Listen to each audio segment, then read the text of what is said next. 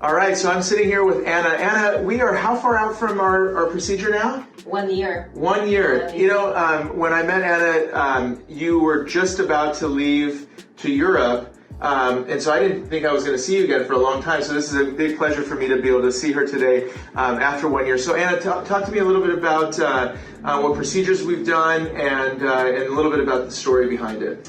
Okay, you're gonna help me a little bit with the procedures because I had the full face done. I had eye lift, the face restore, right? Vertical restore. Vertical restore. I had the lip lift, which I love so much. Fat transfer to the face, and I just love it.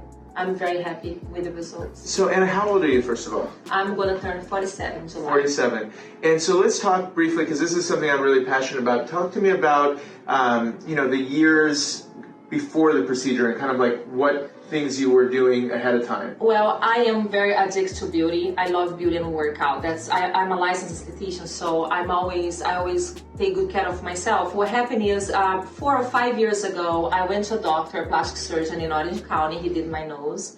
And I was talking to him about facelift because I didn't want to keep fillers on. And he said I didn't qualify at that time for facelifts, and he said you should do non-surgical procedure. And he is the one who referred a dermatologist to me in Orange County, and I start having a lot of things done. Ulthera, you name it, a lot of fillers done, and I spent a lot of money, was frustrated, almost like what I spent for the full face surgery, I spent with no surgical procedure, and my face just didn't look good. It didn't look good at all. So it's interesting. So what were the specific concerns that you had? Was it laxity? Laxity. I lost volume on the face. I started to look older. Like in the beginning was good. After a month and a half, 2 months, my face was asking for more and more. And then all of a sudden I started looking older instead of looking younger. Yeah. So it's an interesting thing because this is an issue that comes up a lot for younger people who start to see early signs of aging, who want to get in front of it. A lot of times you're pulled into these non-surgical directions, and a lot of people share your experiences. I've met so many people who have exactly that story, and sometimes it ends in cheeks that are way too big. Obviously lost money because of things that didn't work, and you still continue to age, and along the way you pick up a few new sort of facial changes which aren't always great. It's devastating. Yeah. It's a lot of money that you put on the trash can pretty much, and you have, and after a little while, a month and a half, 2 months, not even like it takes so long, your face starts to fall apart. People need to understand. What I recommend is just be careful out there because it's a lot of cells, and there's a lot of doctors, dermatologists. They're gonna promise you're gonna look amazing. They get these devices.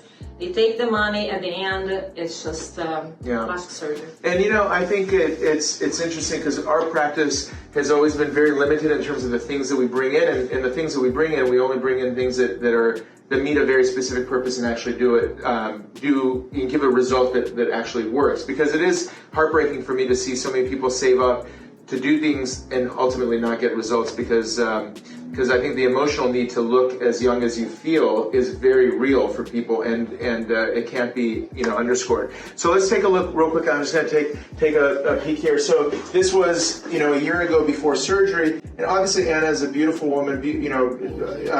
Very early sort of changes, but they're there. You can see the heaviness along the cheek and jawline. These were the things that were concerning Anna, and the loss of volume, throughout, a little bit of extra skin around the eyes, a little bit of a distance here in the upper lip region. So we did a full face fat transfer to restore the volume. You can see the concavities of the temple are now gone a year later. More volume in the upper eyelids, a very clean upper eyelid sulcus there, smaller creases. Everything just looks healthier and more vibrant.